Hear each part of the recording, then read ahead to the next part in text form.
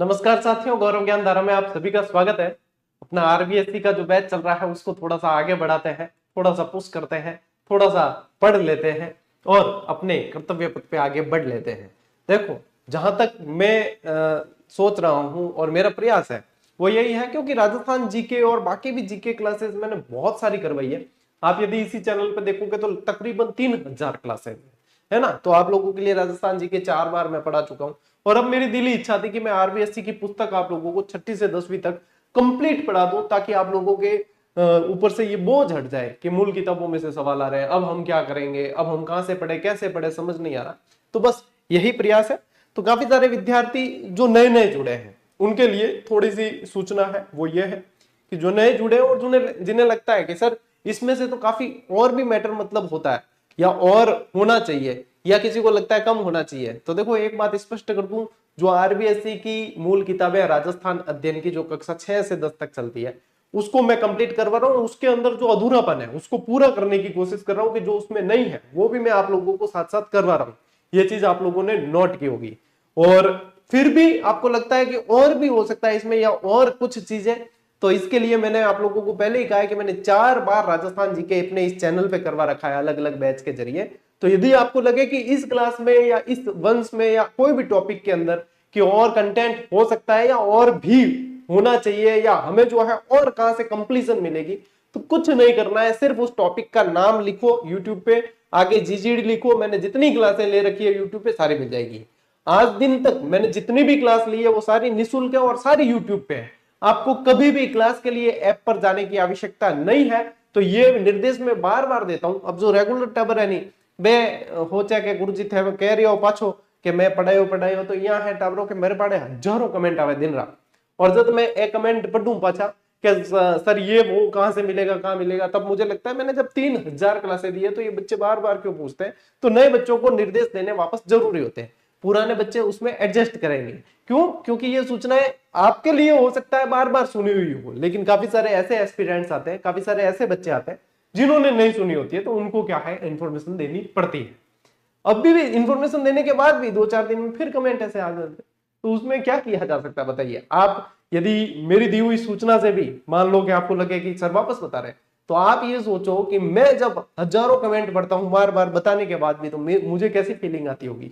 फिर भी मैं बता रहा हूं वापस क्या, हाँ भाई जानकारी दी होगी, फिर भी बताओ आप। अच्छा ठीक है, आते हैं अपन आज के इस क्लास पे।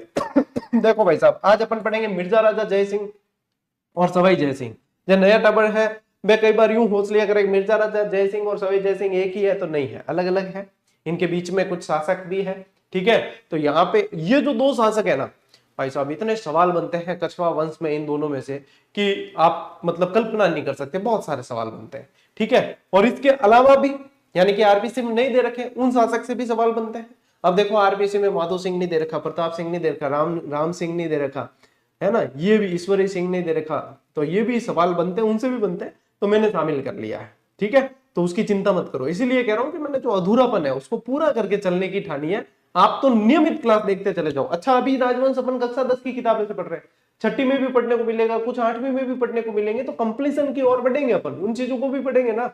तो जब ये बैच पूरा हो जाएगा ना, 3 महीने धैर्य रखो, नियमित पढ़ो आप, और 3 महीने बाद जब ये बैच पूरा हो जाएगा उसके बाद आप मुझे कमेंट करके बताना कि अब क्या रह गया है और क्या मतलब होना चाहिए और, है ना। तो वो भी अपन कोशिश करेंगे, लेकिन जब ये कंप्लीशन की ओर बैच बढ़ेगा तब आपको पता चलेगा एक्चुअल के इस बैच को शुरू करने का, और इसको जब पूरा करेंगे उसके बाद में जो कॉन्फिडेंस बढ़ेगा कि क्या मकसद था सर का इसके पीछे, तब आपको समझ में आएगा। ठीक था ब्रो। देखो अब बड़ा आगे बात खूब होगी। कल अपा पढ़िया राजा मान सिंह, ठीक है। मान सिंह बहुत तबियत थे पढ़िया है सारा का सारा। मान सिंह के बाद में देखो एक शासक बढ़िया जिनको नाम हो भाव सिंह। क्या नाम था? मान सिंह के बाद शासक बने भाव सिंह, ठीक है। और भाव सिंह के बाद शासक बनते हैं मिर्जा जय सिंह। कौन बनते हैं? मिर्जा जय सिंह। हालांकि मिर्जा तो उपाधि बाद में दी गई, लेकिन एक बार ये थोड़ा सा क्रम ध्यान में रख लेना। अब मिर्जा राजा जय सिंह की जो माता थी, माता का नाम था दमयंती कंवर। माता का नाम क्या था? दमयंती कंवर। दमयंती कंवर को ये डर था मन के अंदर कि जो भावी शासक भाव सिंह है वो कहीं मेरे पुत्र को मार नहीं दे भाई शासन के लोभ में, इसलिए ये जय सिंह को लेकर कहां चली गई थी? दौसा चली गई थी। ये कहां चली गई थी? दौसा। और जब फिर भाव सिंह की मृत्यु हो जाती है तब ये दौसा से फिर वापस कहाँ आते हैं, आमेर आते हैं, फिर वापस कहाँ आते हैं, आमेर, और फिर जो है ये जयसिंह शासक बनते हैं। तो ये थोड़ा सा मतलब एक बीच में स्टोरी है, थोड़ी सी, ज्यादा कोई इतना लोड नहीं लेना है। अब देखो मानसिंह के एक पुत्र था, मानसिंह के पुत्र का नाम जगत सिंह, ठीक है, कल बताया था जगत शिरोमणि मंदिर बना, जगत सिंह,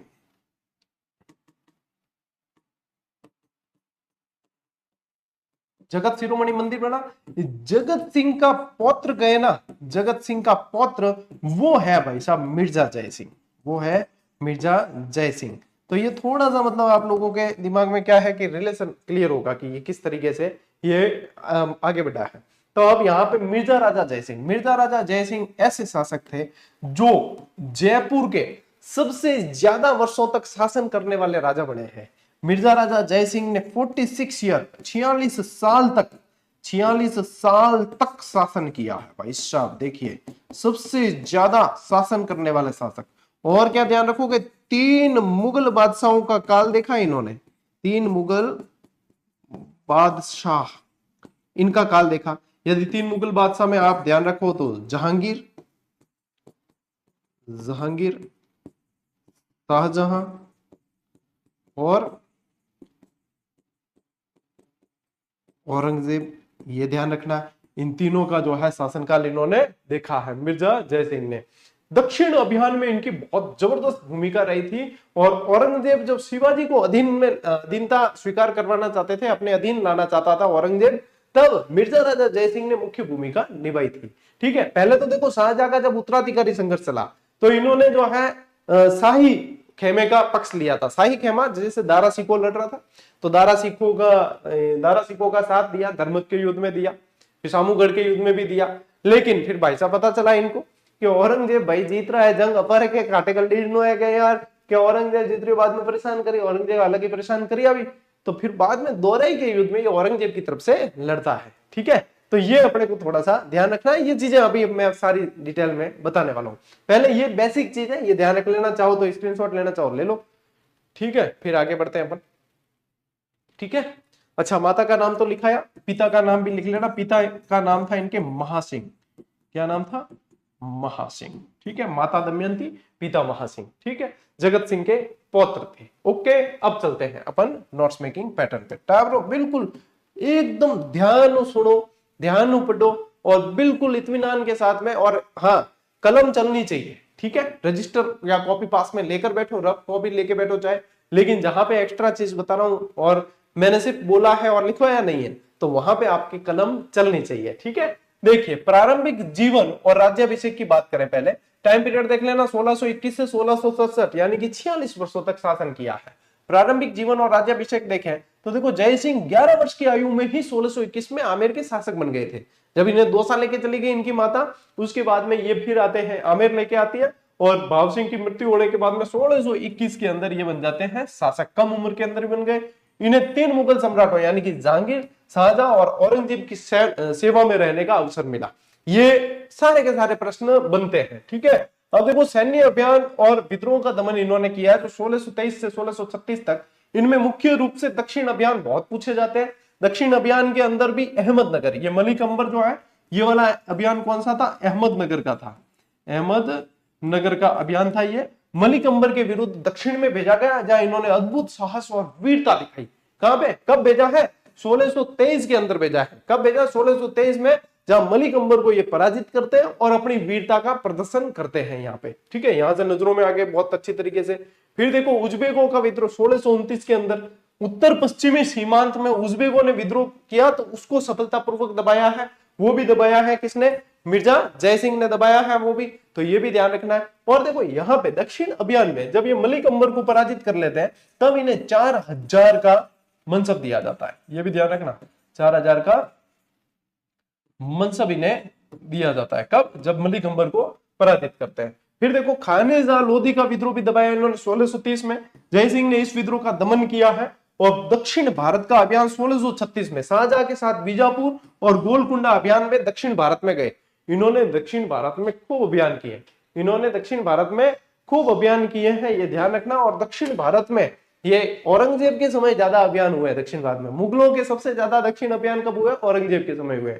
औरंगजेब की तो कब्र कहा जाता है दक्षिण को, ठीक है, दक्षिण को औरंगजेब की कब्र कहा जाता है, क्योंकि वहां पे उलझ के वो जो है बहुत ज्यादा पजल हो गया था। तो ये जो है इनके जय सिंह जी के अभियान आप लोगों को ध्यान में रखने हैं एक बार, ठीक है, ये ध्यान में रखने हैं। देखो ये दक्षिण भारत का अभियान है ना, इसके बाद 1637 में, यदि आप लिखना चाहो तो लिख लेना, 1637 में इन्हें मिर्जा की उपाधि दी गई, शाहजहां ने दिया, मिर्जा की उपाधि दी गई। इसके जस्ट बाद आप ये लिख सकते हो, उपाधि दी गई, ठीक है, मिर्जा की उपाधि इन्हें दी गई, ये लिख लीजिए आप। ठीक है, अब देखो यहां पे हालांकि आ गया है मेंशन किया हुआ, 1637 में इन्हें मिर्जा की उपाधि दी और सूजा के साथ कंधार अभियान पे भेज दिया था। सूजा के साथ कंधार अभियान, पूरी लाइन मोस्ट इंपॉर्टेंट है, एक एक लाइन भाई, ये ध्यान रखना भाई, मैं बार बार कहता हूं आप लोगों को, ये ध्यान रखना, यहां मैं आरबीसी के अंदर जो बैच पढ़ा रहा हूं आप लोगों को, जो कंटेंट दे रहा हूं, जो चीज मिल रही है, एक एक लाइन से प्रश्न है आपके, हर एक लाइन से, मतलब आप सिंगल वर्ड को भी मिस नहीं कर सकते। ये वो क्लासेस है, ये वो क्लास है। एक कंप्लीट बैच मान लो किसी वैकेंसी का भी चलता है तो उसमें फिर भी इतना कॉन्फिडेंस से मैं नहीं कह सकता कि हाँ इसमें से बनेगा, लेकिन इसमें से बनेंगे। और इनके तो प्रमाण, अभी तक जितनी क्लास हुई उसके बाद लैब असिस्टेंट का एग्जाम हुआ है, आप देख लो, जरूरी नहीं है कि आप कहीं पे भारी भरकम मोटी फीस जमा करवाते हो उसी के बाद आपको वो कंटेंट मिलेगा कि आप उससे सिलेक्शन ले सकते हो। भाई साहब जंजीर में जकड़ा राजा अब भी भारी है, ठीक है, निःशुल्क क्लासेस अभी भी भारी है, आप देख सकते हो, ठीक है। अब 1 मिलियन सब्सक्राइबर तक भी यदि मैं पेड कोर्स सेल नहीं करिया नहीं तो बिंगो कारण है कि स्टूडेंट की भावनाओं इतो अटैचमेंट हुआ है, क्योंकि जो प्रण लेके चले थे और उद्देश्य लेकर मैं आया था, मैं शून्य था और मैं आज जो हूं वो आप सबकी बदौलत हूं। इसलिए जिस उद्देश्य को लेकर आया और जिस उद्देश्य ने मुझे पहचान दिलाई, मैं उससे हटना नहीं चाहता।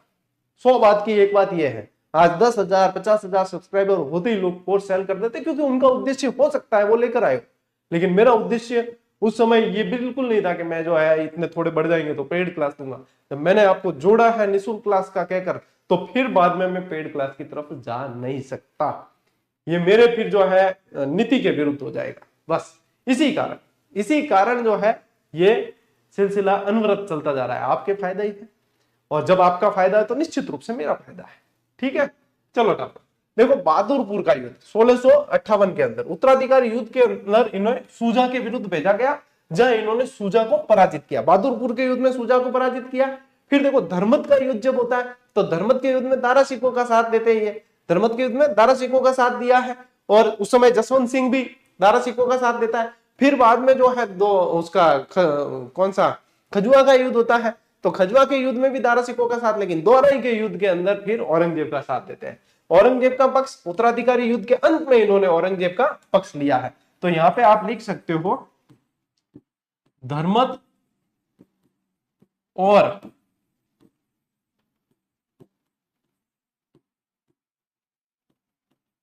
के युद्ध में इन्होंने दारा सिकों का साथ दिया,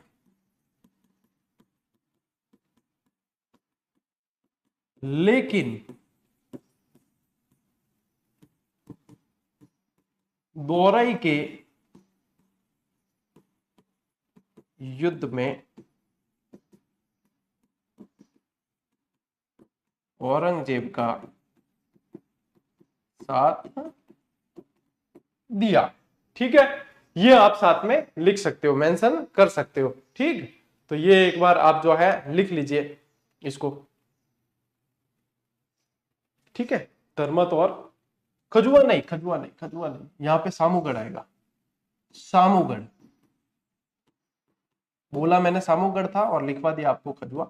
सामूगढ़ के युद्ध में धर्मत और सामूगढ़ के युद्ध के अंदर दारा का साथ दिया, और ये लिखना, ठीक है, साथ दिया, लेकिन दोराई के युद्ध में औरंगजेब का साथ दिया, ठीक है। और बहादुरपुर का जो युद्ध है उसके अंदर ये सूजा के विरुद्ध भेजते हैं इनको, तो सूजा को पराजित किया था। ये इनके मुगलों के उत्तराधिकारी संघर्ष में इनका क्या रोल रहा था वो चीज है। फिर देखो मराठा अभियान और पुरंदर की संधि, ठीक है, ये ध्यान रखना आपको। पुरंदर की संधि वह संधि है जो पहले, इनसे पहले जसवंत सिंह प्रयास कर चुके थे अपने शिवाजी को अधीन लाने के लिए, लेकिन उन्हें विशेष सफलता नहीं मिली थी। लेकिन मिर्जा जय सिंह ने इस अभियान में सफलता प्राप्त की और शिवाजी से पुरंदर की संधि की थी, शिवाजी से पुरंदर की संधि की थी इन्होंने। ये मराठा अभियान और पुरंदर की संधि आप लोगों को ध्यान रखनी है। डेट भी पूछ सकते हैं तो ये ध्यान रखना 11 जून 1665 को हुई थी। कब हुई थी? 11 जून 1665 को। आपके आरबीएससी में डेट नहीं दे रखी, लेकिन ये ध्यान रखना है। अब देखो, दक्षिण में नियुक्त किया इनको। जयसिंह की सैनिक योग्यता और कूटनीति से प्रभावित होकर औरंगजेब ने दक्षिण में मराठों के विरुद्ध इन्हें भेजा है और दक्षिण में कूटनीति से शिवाजी को अकेला कर दिया और पुरंदर को जीतने में सफल हुए। पुरंदर का दुर्ग है, पुरंदर का दुर्ग है और पुरंदर के अंदर ही यहाँ पे संधि करते हैं।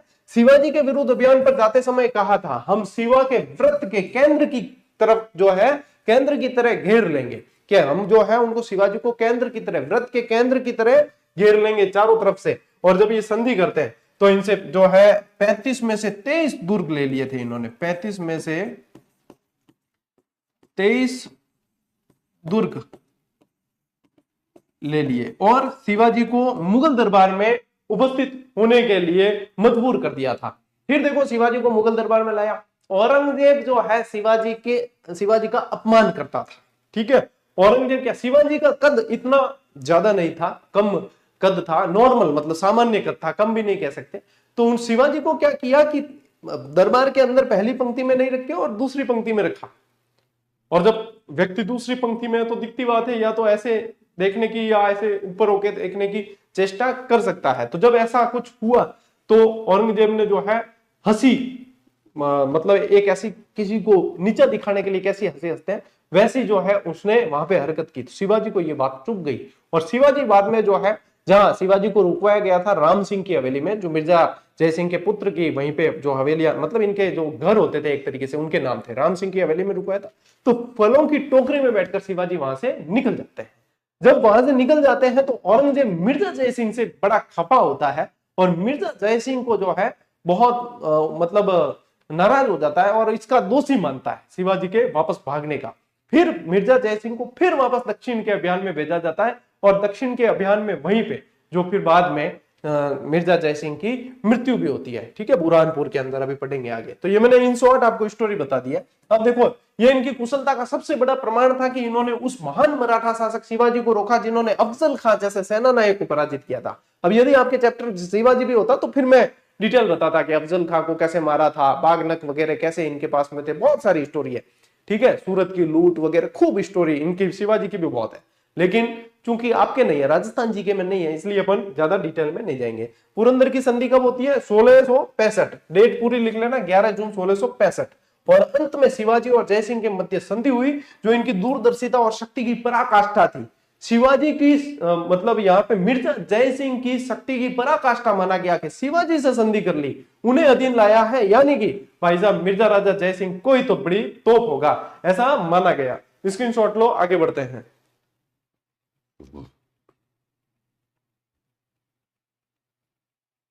ठीक है, फिर क्या ध्यान रखोगे? यहां तक मैंने आप लोगों को बता दिया। फिर ये ध्यान रख सकते हो आप कि 1667 के अंदर इनकी मृत्यु कब होती है? 1667 में बुरहानपुर में मृत्यु।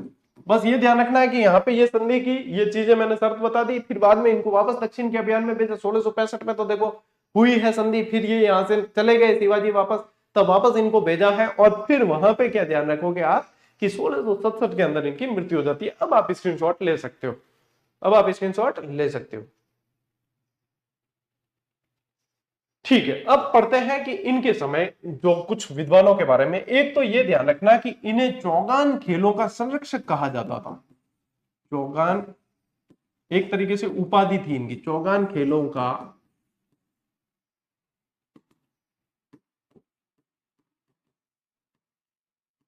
संरक्षक इन्हें कहा जाता था। इनके समय में एक बहुत जबरदस्त कवि हुए जिनका नाम था बिहारी। ये खुद अनेक भाषाओं के ज्ञान रखते थे और विद्वानों के आश्रय दाता थे। और इनके समय में कवि बिहारी थे, जो बिहारी सत्सई नामक ग्रंथ इन्होंने लिखा। और इन बिहारी को हर एक दोहे की रचना पर एक स्वर्ण मुद्रा मिलती थी।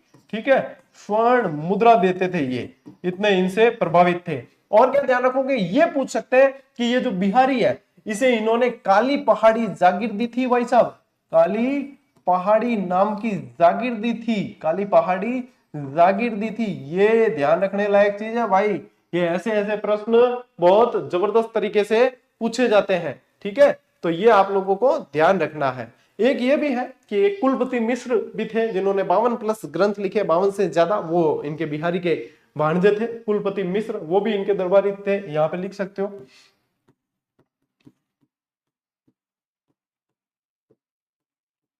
कुलपति मिश्र ने 52+ ग्रंथों की रचना की, ठीक है।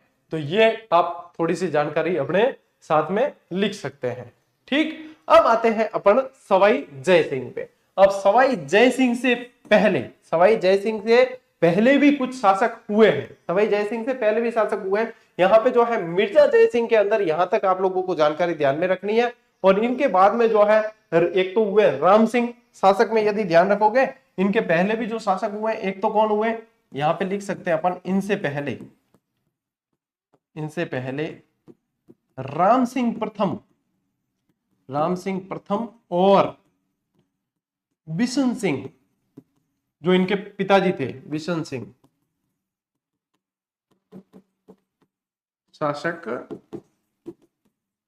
बने, ठीक है, ये ध्यान रखना है। अब देखो जो सवाई जय सिंह है, इनका जन्म 3 दिसंबर 1688 को हुआ है। ये बिशन सिंह के पुत्र थे।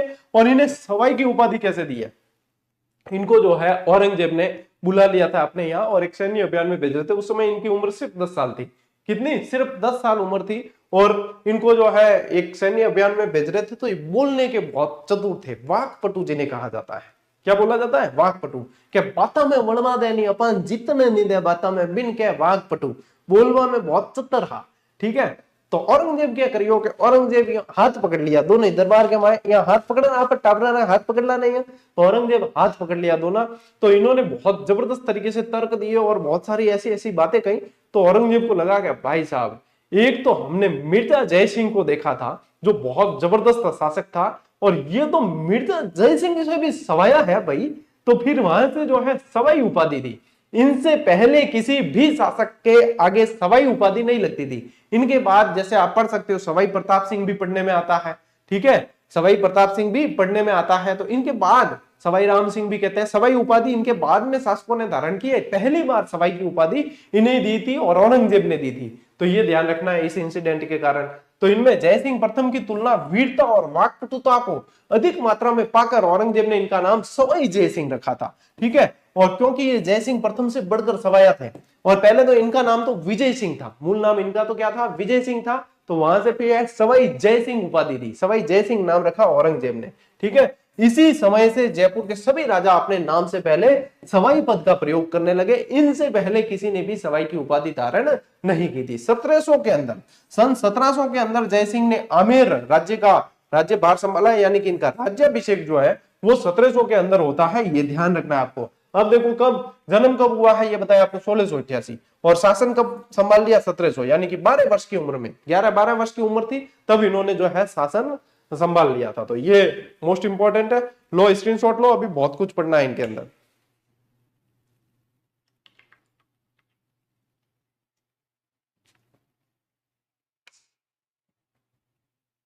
ठीक है, तो देखो एक तो ये ध्यान रखना, पहले जैसे ही शासक बने थे ना, तो 2000 का मनसब दिया था इन्हें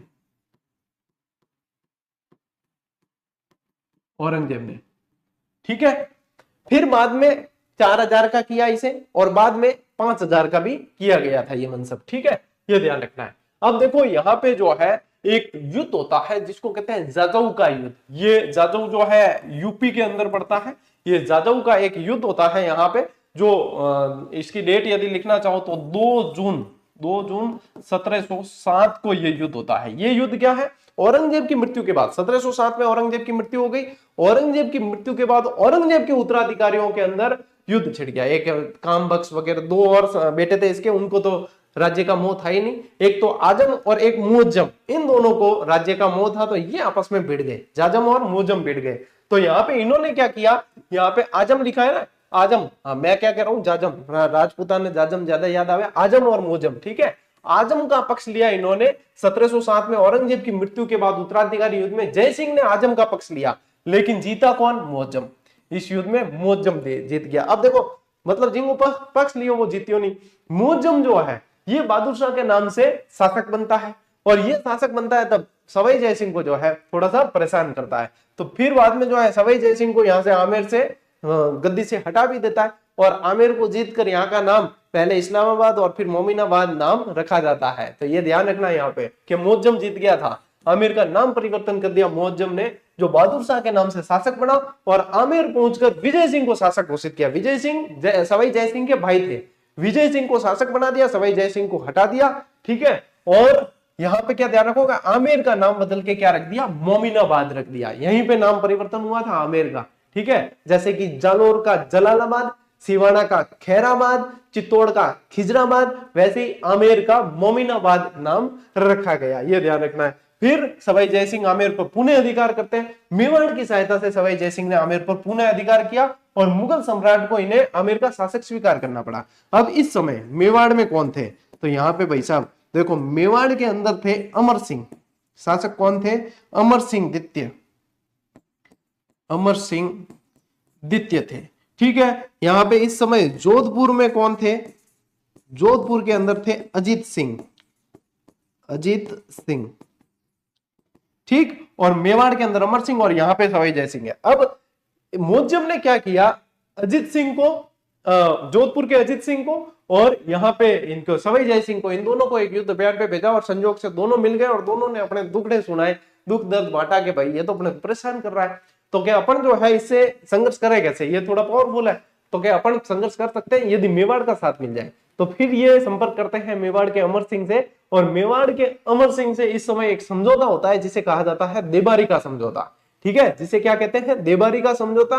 और उस देबारी के समझौते के तहत अमर सिंह अपनी पुत्री का विवाह करते हैं सवाई जय सिंह से, और ये कहते हैं कि इनसे उत्पन्न पुत्र आगे कछवा वंश का शासक बनेगा, ये चीज। और फिर बाद में जो है ये मुअज्जम को यहाँ से मुअज्जम से संघर्ष करके और यहाँ के दोनों के शासन वापस अपने अपने शासन जो है ये प्राप्त कर लेते हैं। लेकिन बाद में क्या होता है कि अजित सिंह भी अपनी पुत्री का विवाह सवाई जय सिंह से कर देते हैं, और इन दोनों से उत्पन्न पुत्र, एक से ईश्वरी सिंह और एक से माधो सिंह, जो कछवा वंश के अंदर उत्तराधिकारी संघर्ष का कारण बने। बाद में ईश्वरी सिंह ने आत्महत्या कर ली थी और माधो सिंह शासक बने थे। तो ये चीज चलती है, ये मैं बताता हूँ, वापस देबारी समझौता बताता हूँ आपको, लिखवाता भी हूँ, एक बार स्क्रीनशॉट लो। ठीक, अब देखो टावरों, एक तो है सवाई जय सिंह में हुड्डा सम्मेलन, वो ध्यान रखना। पहला थे देबारी समझौता, देखो हुड्डा सम्मेलन भी देखा, देबारी समझौता देखो। देबारी वर्तमान में उदयपुर के अंदर है, वही देबारी है। मारवाड़ के अजित सिंह, जयपुर के सवाई जय सिंह और मेवाड़ के राणा अमर सिंह द्वितीय के मध्य समझौता होता है। अमर सिंह की पुत्री चंद्रकुवरी का विवाह उत्तराधिकारी शर्त के साथ में सवाई जय सिंह से हुआ, यही चीज बताई मैंने।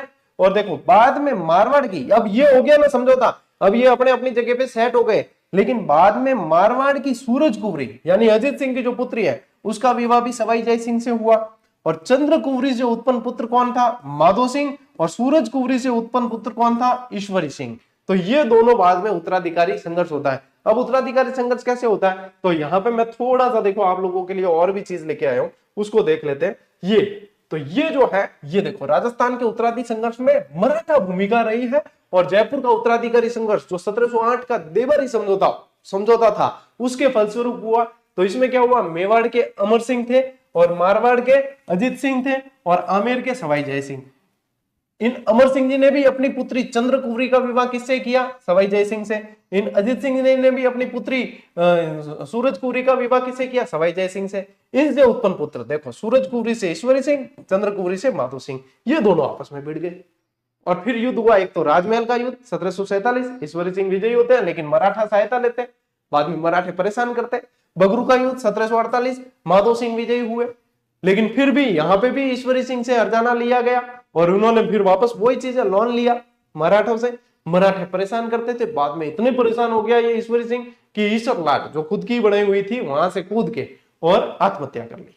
तो ये चीज चलती है। इसके कारण देखो मराठा मल्हार राव होलकर ने माधो सिंह का साथ दिया था और सेनापति हरगोविंद नाटानी की कुटिलता के कारण ईश्वरी सिंह को आत्महत्या करनी पड़ी थी। ठीक है, ये ध्यान रखना है थोड़ा सा, है ना। तो ये चीज ध्यान रखनी है आपको। अच्छा, इसके साथ में ये एक्स्ट्रा फैक्ट है, ये भी थोड़े से देख लो। जयपुर राज्य के कारखाने का नाम जहां कलाकारी और चित्र की जाती सूरत खाना सवाई जय सिंह ने बनवाया था। विश्व की सबसे बड़ी तोप जय बाण सवाई जय सिंह द्वितीय ही द्वारा ही बनवाई गई। बाद में राम सिंह जी ने इसके पहिए लगवाए थे।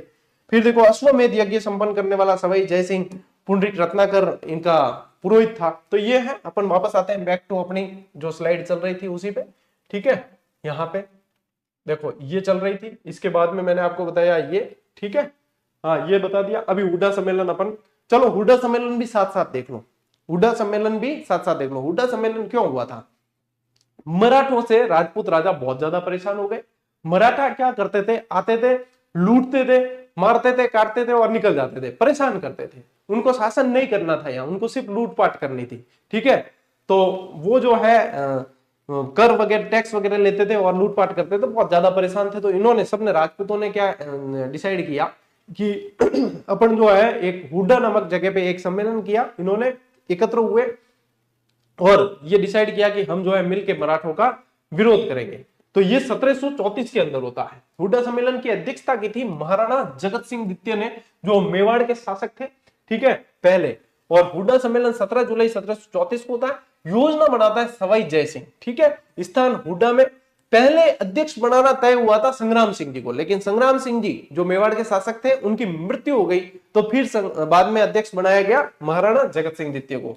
लेकिन जनवरी 1734 के अंदर संग्राम सिंह द्वितीय की मृत्यु होने के कारण जगत सिंह द्वितीय ने अध्यक्षता की। मेवाड़ के राणा जगत सिंह, ठीक है, इन्होंने अध्यक्षता की। उद्देश्य क्या था? मराठों के विरुद्ध राजपूती एकता। और 7 मुगलों के समकालीन सवाई जयसिंह, सवाई जयसिंह ने 7 मुगल शासकों का कार्यकाल देखा है। मिर्जा जयसिंह ने 3 का, लेकिन सर्वाधिक समय तक शासन किया। सवाई जयसिंह ने सर्वाधिक शासकों का शासनकाल, यानी 7 मुगल शासकों का शासनकाल देखा है। इसका मतलब यह नहीं है कि सवाई जयसिंह कोई 200-300 साल से है, ये है कि मुगल सत्ता के अंदर बहुत जल्दी जल्दी जो है शासक चेंज हुए। ठीक है, ये मारा, ये बना, ये काटा, ये बना, वो चला है उस समय। ठीक है, तो ये ध्यान रखना। अब देखो ये है भाई साहब एक्स्ट्रा फैक्ट है, नहीं दी आरबीएससी में जाने मैं तो पूर्णता के साथ चल रही हूँ। मेरा उद्देश्य वो नहीं है कि आरबीएससी में दिया पढ़ा दिया टोर उतार दिया, वो नहीं। मेरा उद्देश्य है कि सवाल बने नहीं तो टाबर राजी हूं आना चाहिए एग्जाम हॉल पाछा, और आते हूं पहला फीलिंग होनी चाहिए कि फटाक खोला अपारो जीडी चैनल और सर ने कमेंट कर पहला बतावांगे भाई सर पेपर बहुत बढ़िया गयो थे पढ़े और यूं नहीं आयो। बस ओही है मनसा, आई खुशी है, आ खुशी में चाहूं बस। ठीक है, ले आगे बढ़ा। अब देखो राजनीतिक पद और इनकी थोड़ी सी मध्यस्थता वगैरह ये देख लेते हैं। ठीक है, 1713 से 1743 तक। सबसे पहले ये ध्यान रखना इनको मालवा का सूबेदार बनाया है। 1713 के अंदर मालवा का सूबेदार इन्हें नियुक्त किया गया है। ठीक है, मालवा का सूबेदार इन्हें नियुक्त किया गया है, तो ये थोड़ा सा आपको ध्यान रखना है। फिर देखो हुड्डा सम्मेलन तो मैंने बता ही दिया आपको, राजपूत राजाओं को जो है मराठों के विरुद्ध किया गया ये चलो ये तो पूरी बता दी। अब बूंदी के मामले में हस्तक्षेप 1729 सवाई जयसिंह ने बूंदी के मामले में हस्तक्षेप किया, जिससे मराठों को राजस्थान की आंतरिक राजनीति में हस्तक्षेप करने का अवसर मिल गया। अब ये दलेल सिंह वाली और स्टोरी है, तो ये स्टोरी मैं बताऊंगा क्योंकि ये आपके चैप्टर दे रखा है 1857 की क्रांति जो चैप्टर है 8वीं में है शायद, तो 8वीं में जब ये आएगा तब उसको डिटेल में पढ़ेंगे, है ना। तब जो है ये है आपके आरबीएससी बैच कंप्लीट होते होते ये इसकी भी डिटेल में बताऊंगा। तो ये उत्तराधिकारी वाला 10वीं की भी अभी किताब जैसे जैसे अपन आगे बढ़ने लगेंगे तब और स्पेशल इसकी इसी के अंदर पहले पार्ट के अंदर ही ये चैप्टर और भी दे रखे हैं, उसमें पढ़ेंगे। मध्यस्थता देखिए, जयसिंह ने मराठों एवं मुगल सम्राट में समझौता कराने के लिए मध्यस्थता भी की थी, और 7 मुगल शासकों का काल इन्होंने देखा है। इन्होंने अपने जीवन काल में 7 मुगल शासकों का काल देखा है। 1743 में इनकी मृत्यु होती है। क्या ध्यान रखोगे? 1743 में इनकी मृत्यु होती है। लेकिन यह ध्यान रखना इन्होंने जाटों से संघर्ष किया था, जाटों से संघर्ष किया था, यह भी प्रश्न बनता है। तो पूछ सकते हैं कि इन्होंने जाटों से संघर्ष किया तो किसे पराजित किया? तो चूड़ामन जाट को पराजित किया था। किसे? चूड़ामन जाट को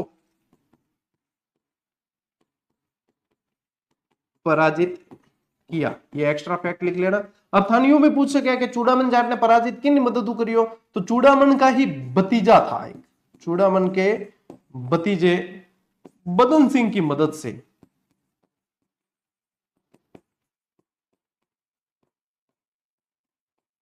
मदद से, ठीक है। तो फिर बदन सिंह जो है, बदन सिंह को सवाई जय सिंह ने एक उपाधि दी थी, वो ध्यान रखना, ब्रजराज की उपाधि, ब्रजराज की उपाधि। थान यूं नहीं लिखना है, मैं जहां लिख रहा हूं नहीं ब्यू थान नहीं लिखना है। थान क्या लिखना है कि व्यवस्थित लाइन बताऊं तो ऐसे लिखना है आपको कि सवाई जय सिंह ने चूड़ामन जाट के भतीजे की मदद से चूड़ामन जाट को पराजित किया और बदन सिंह को ब्रजराज की उपाधि दी।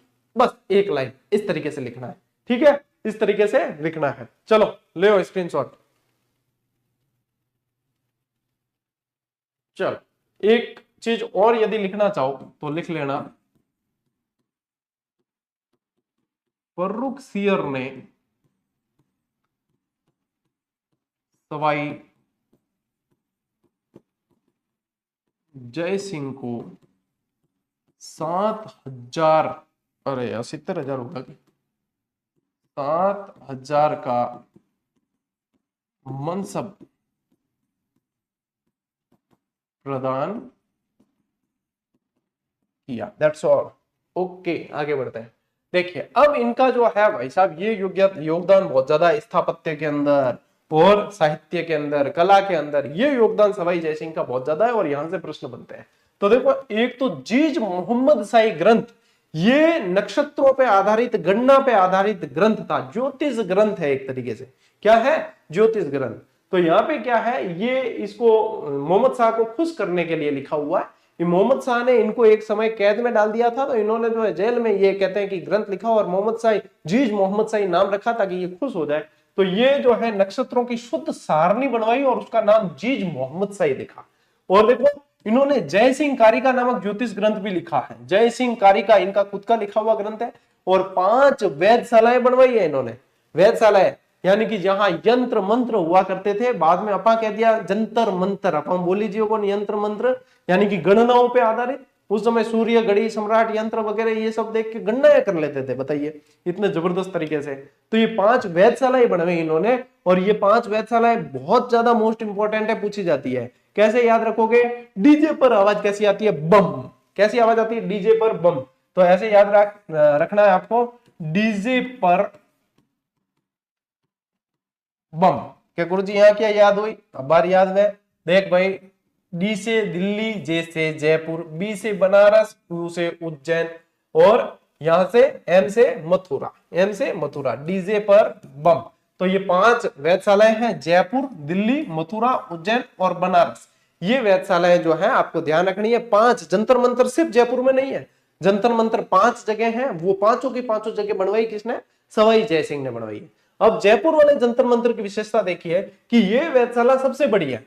सबसे बड़ी तो जयपुर वाली है और सबसे पहले दिल्ली वाली बनाई थी। दिल्ली वाली सबसे पहले 1721 के अंदर बनाई थी और ये सबसे बड़ी है, जिसे जंतर मंतर कहा जाता है। जुलाई 2010 में इसे यूनेस्को की विश्व धरोहर सूची में शामिल किया गया। मोस्ट इंपॉर्टेंट कर देना, ये प्रश्न बनते हैं। ठीक है, अब देखो जयपुर नगर बसा है। जयपुर नगर सबसे बढ़िया तरीके से बसा हुआ है, बहुत जबरदस्त तरीके से बसावट है उसकी, नक्शा बना के फिर बसाया था। तो ये ध्यान रखना, 1727 में जय सिंह ने बंगाली वास्तुकार विद्याधर भट्टाचार्य को बुलाया था। बंगाल से वास्तुकार को बुलाया। अरे आर्किटेक्ट कहो ना पाजी ने, बी टाइम में आर्किटेक्ट बुलायो के मारे एक शहर बसानो है तो बी क्या बसावा, बी तरीके में जो आर्किटेक्ट बुलायो विद्याधर भट्टाचार्य, एक नगर का नक्शा बनवाकर 1727 के अंदर आयताकार खंडों वाले एक नगर का निर्माण किया, जो आज जयपुर के नाम से जाना जाता है। और ये रहा भाई साहब आपका अगला प्रश्न। अगला प्रश्न ये है, यहां पे बताओ क्या ध्यान देने लायक बात थी? सबको पता है 1727 में जयपुर बसाया और ये अपने क्या कि बंगाली विद्याधर भट्टाचार्य बुलाया, सबको पता है।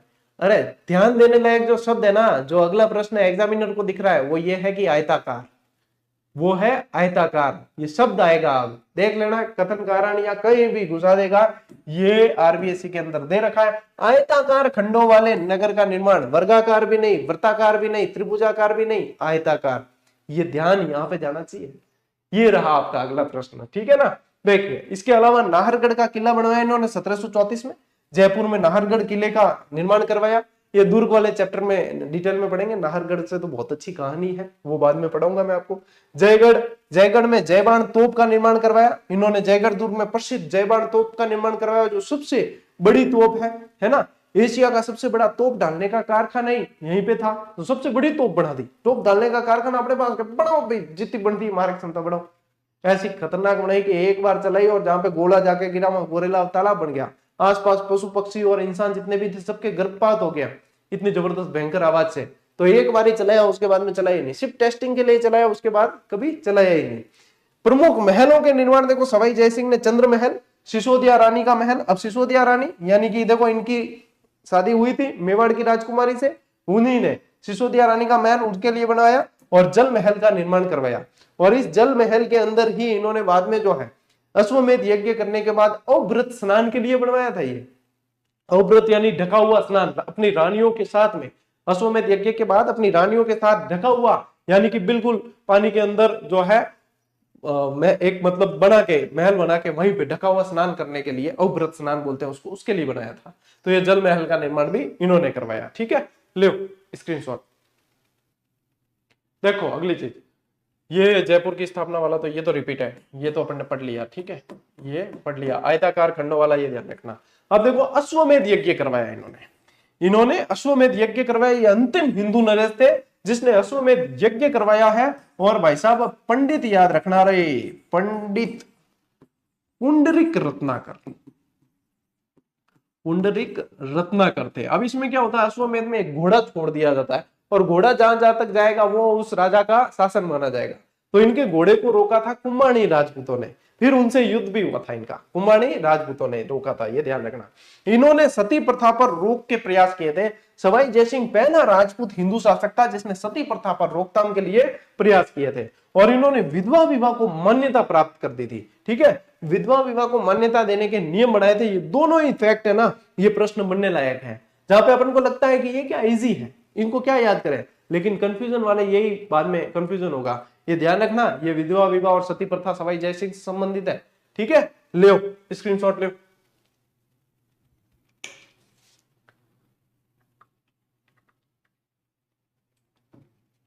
अब देखो वो तो मैं बता ही दियो, आरबीएससी के अनुसार पर आरबीएससी के अनुसार कछवा वंश गोपुरो।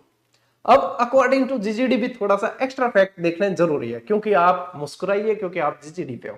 तो अब 4 स्लाइड आप लोगों को उत्तर प्रति शासक में उन फैक्ट के दे रहा हूं जहां से भाई साहब सवाल बनते हैं, लेकिन आरबीएससी कौन दिया है, लियो की कौन अपा पढ़ना अपन ध्यान के सवाल बने। अब देखो, एक मानसागर झील में जल महलों का निर्माण किसने करवाया है, सवाई जयसिंह। और झील को नाम भी तो पूछ सके। जयपुर शहर की स्थापना सवाई जयसिंह ने 18 नवंबर 1727 को करवाई है। पंडित कौन थे, विद्याधर भट्टाचार्य थे। ठीक है, सिटी पैलेस का निर्माण किसने करवाया, सवाई जयसिंह ने करवाया है।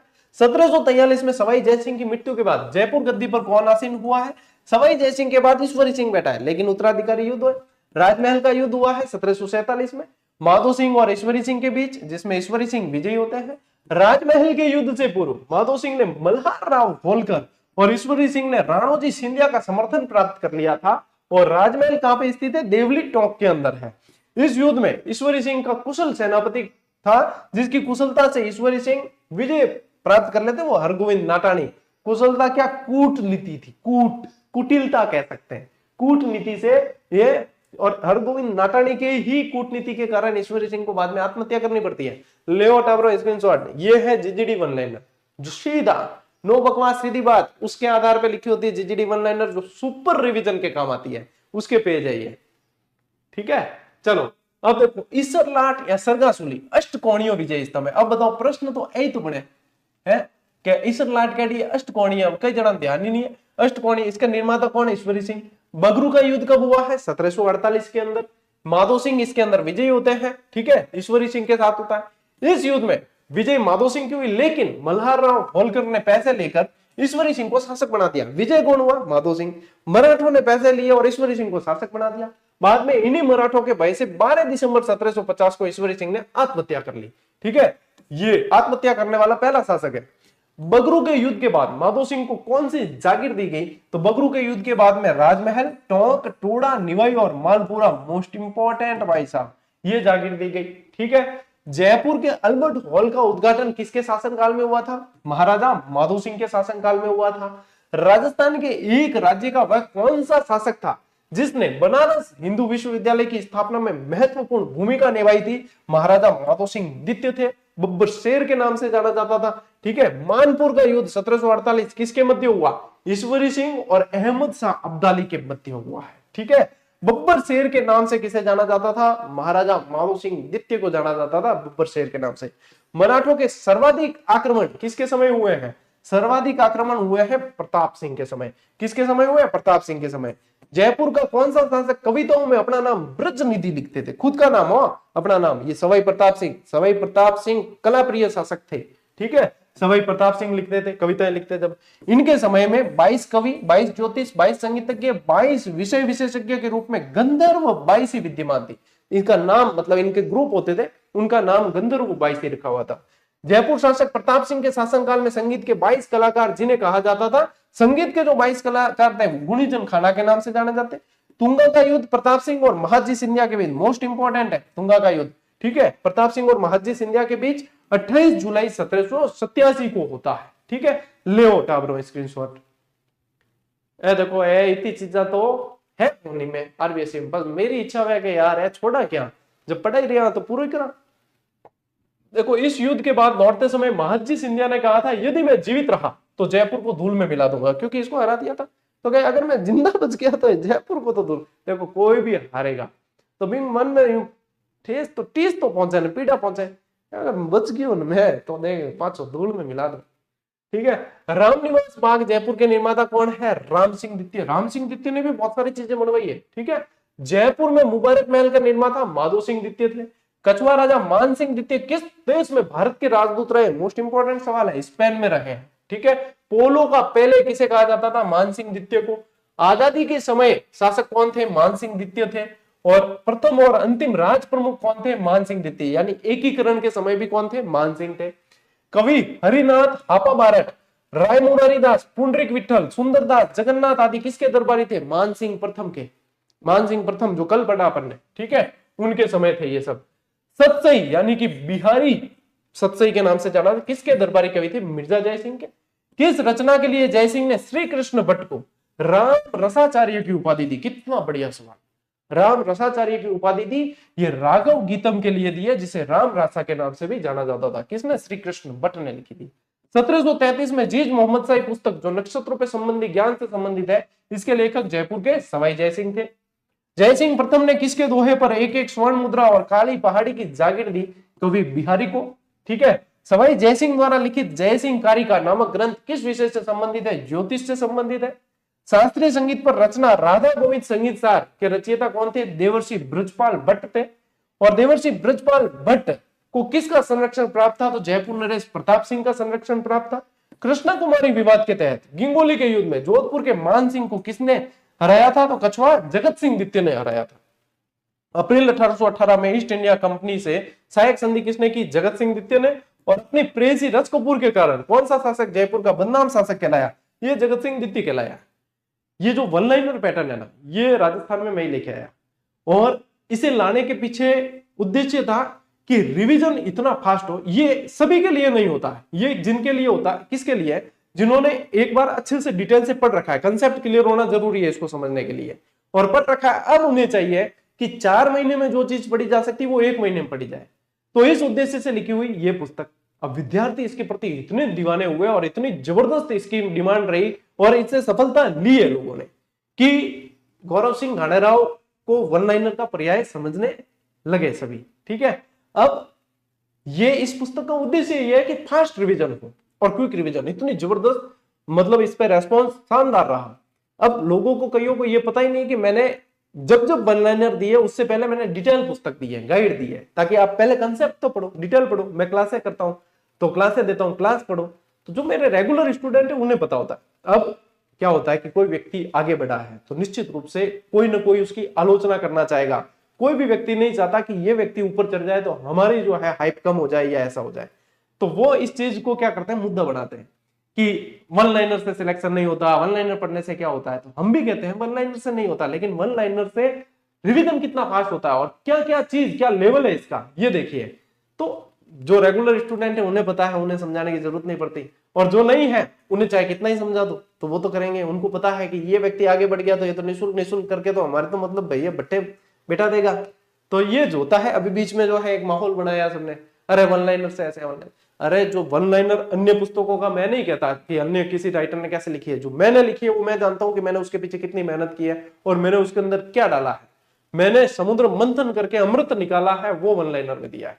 और ये ध्यान रखना बच्चों, हमेशा मैं हमेशा कहता हूं, ये फर्स्ट रिवीजन के लिए काम आती है कंसेप्ट, और इसके अंदर ऐसे ऐसे प्रश्न है जो कठिन से कठिन पेपर के अंदर मिलेंगे आप लोगों को, लेकिन इससे पहले कंसेप्ट क्लियर होना चाहिए। हाँ, आप 4 महीने में जो चीज रिवीजन कर सकते हो ना, वो 1 महीने में ये रिवीजन करवाई, और बेस्ट तरीके से, इस उद्देश्य से लिखी गई पुस्तक है। अब बताओ, जिनको पता नहीं है, अधूरी जानकारी हमेशा घातक होती है, आधा ज्ञान हमेशा घातक है, तो ये पूरा ज्ञान है, तो ये आप लोगों को पता होना चाहिए। तो आप कहीं भी कह सकते हो कि भाई वो हमेशा वन लाइनर देने से पहले डिटेल पुस्तक देते हैं, और आज दिन तक दी है, और ये तो डिमांड इसकी ज्यादा आती है, तो फिर हाइप इसकी बढ़ जाती है कि वो वन लाइनर लिखते हैं। वन लाइनर भी लिखते हैं, ऑब्जेक्टिव भी लिखते हैं, मानचित्रावली भी लिखते हैं, गाइड भी लिखते हैं, अलग अलग वॉल्यूम भी लिखते हैं डिटेल। मैंने तो हुकम सर के साथ, हुकम चंद जी जैन सर के साथ भी वॉल्यूम किया है, ठीक है, जो आप हिंदी ग्रंथ अकादमी में पढ़ते हो, अच्छे अच्छे राइटर्स के साथ में कोलैबोरेशन किया है हमने, राइटिंग की है। लेकिन ये तो चीज अब ठीक है, दिमाग में आई तो मैं बता रहा हूँ, बाकी हर किसी को जवाब देना जरूरी भी नहीं होता। तो जो समझते हैं उनके लिए सब कुछ है, जो नहीं समझते उनके लिए कुछ भी नहीं, ठीक है। तो आज क्योंकि एक वो आयो है कि मैं देखो एक क्लास के माध्यम में वो भी ठाबड़ है कि कितनी जबरदस्त जानकारी इसके अंदर, सिर्फ वन लाइन नहीं है, ये पूरी डिटेल है, ठीक है। ले स्क्रीनशॉट देखो। अब इसके अलावा सवाई जयसिंह द्वारा निर्मित एशिया की सबसे बड़ी तोप को पहियों पर किसने रखवाया? राम सिंह द्वितीय ने। आरबीएससी में भी नहीं दे रखा, मैंने दिया, देख लो। कछवा वंश के किस शासक का वास्तविक नाम कायम सिंह था? माधो सिंह द्वितीय का नाम कायम सिंह था। अब सीधी सीधी याद होती है ऐसी चीजें। कछवा वंश का वह शासक जो 1902 में एडवर्ड सप्तम के राज्याभिषेक में शामिल होने जाते समय अपने साथ 2 बड़े चांदी के पात्रों को गंगाजल ले गए, वो माधो सिंह द्वितीय थे। अब देखो, सिर्फ मैं ये दे देता ना कि हाँ कौन पात्र ले गए, माधो सिंह, तो वो मतलब नहीं था। मैं वन लाइनर यानी लाइन के अंदर भी पूरी लैंग्वेज देता हूं ताकि वो समझ में आए चीज। और वर्तमान में ये पात्र सिटी पैलेस में रखे हुए हैं। बनारस हिंदू विश्वविद्यालय के निर्माण हेतु मदन मोहन मालवीय को 5 लाख रुपए की सहायता किसने दी? माधो सिंह द्वितीय ने दी। अब देखो, सवाई प्रताप सिंह के अंदर ध्यान रखना, इनके संगीत गुरु चांद खां थे। चांद खां ने स्वर सागर की रचना की और इन्हें प्रताप सिंह ने बुद्ध प्रकाश की उपाधि दी है। सवाई प्रताप सिंह के काव्य गुरु कौन थे? गणपति भारती थे, इन्होंने संगीत सागर की रचना की है। नाहरगढ़ में अपनी प्रेयसियों के लिए एक जैसे 9 महल सिटी पैलेस में मुबारक महल आदि किसने बनवाए? माधो सिंह द्वितीय ने बनवाए हैं। और कछवा वंश के किस शासक का नाम मोर मुकुट सिंह था? तो सवाई मान सिंह द्वितीय का नाम मोर मुकुट सिंह था। जयपुर के किस शासक ने घुड़सवार सेना मान गार्ड का गठन किया था? मान सिंह द्वितीय ने किया था। और आधुनिक जयपुर का निर्माता किसे कहा जाता है? मिर्जा इस्माइल को कहा जाता है। ये सवाई मान सिंह द्वितीय के प्रधानमंत्री थे। मान सिंह द्वितीय ने गायत्री देवी से विवाह किया, जो राजस्थान की पहली महिला लोकसभा सदस्य भी रही है। और मोती डूंगरी पर तख्ते शाही महलों का निर्माण किसने करवाया? ये आप लोगों को ध्यान रखना है, मान सिंह ने। और पोलो खेलते समय दुर्घटनावश 1970 में इनकी मृत्यु हो गई थी, ठीक है। तो ये जो है भैया जानकारी, आपको मैंने थंबनेल पे भी लिखा है उत्तरवर्ती शासक, ये उत्तरवर्ती शासकों से संबंधित जानकारी है, स्क्रीनशॉट लीजिए, ठीक है। तो औथ है देख ली, क्लास भी भाई भावना देख ली, वन लाइनर के मैटर दियो। जो नहीं पढ़ी नहीं, जो जिसने नहीं पढ़ी है किताब, वो सिर्फ कह सकता है कि हाँ वन लाइनर से सिलेक्शन नहीं होता, लेकिन जिसने पढ़ी है उसने तो सिलेक्शन लेके ही दिखा दिया क्या भाई साहब मैं तो लाग चुका और प्रोबेशन कंप्लीट है, सैलरी उठा रही हूं बढ़िया। तो ये चीजें हैं। अब जितने मुंह उतनी बातें होती है। ऐसा नहीं है कि भगवान है कोई तो भगवान कहे कि मेरे को कोई जो बुरा नहीं कह सकता। आजकल के लोग तो भगवान की भी आलोचना कर देते हैं, तो अपन तो किस मिट्टी के बने हुए हैं। लेकिन अपने को पता है अपनी भावनाएं साफ है, अपने मेहनत की। मैं हर पुस्तक में जी जान से मेहनत करता हूँ, और आज भी मैं हर पुस्तक के अंदर बहुत मेहनत करता हूँ। आप आरबीएससी वस्तुनिष्ठ संग्रह को देख लीजिए, बहुत जबरदस्त तरीके से उसके अंदर मेहनत की है। देख लो डिमांड कितनी है। ऐसे ही तो डिमांड नहीं होती किसी भी बुक की। जब आप मेहनत नहीं करोगे तो चाहे कितना ही प्रमोशन कर लो, कितना ही प्रचार कर लो, डिमांड नहीं हो सकती। और आप मेहनत करोगे तो आप सिर्फ थोड़ी सी बता दो, अपने आप डिमांड होती है, क्योंकि मेहनत की कदर है। बस वही चीज है। अभ्यास सीरीज आप लोगों को दे रखी है, ज्वाइन कर लेना, अभ्यास कर लेना। आज की ये क्लास तो यहीं पूरी कर रहे हैं। अब नेक्स्ट क्लास सोमवार को आएगी, क्योंकि अपनी क्लास सोम से शुक्रवार कंटिन्यू रहती है, ठीक है। तो तब तक रिवीजन करना, बहुत अच्छी तरीके से नोट्स बनाना, पढ़ना, दिग्भ्रमित मत होना, अपने विवेक के अनुसार निर्णय लेना और आगे बढ़ते चले जाना। मैं मिलता हूं साथियों अगली क्लास में, अगले वीडियो में। तब तक के लिए राम राम, जय हिंद।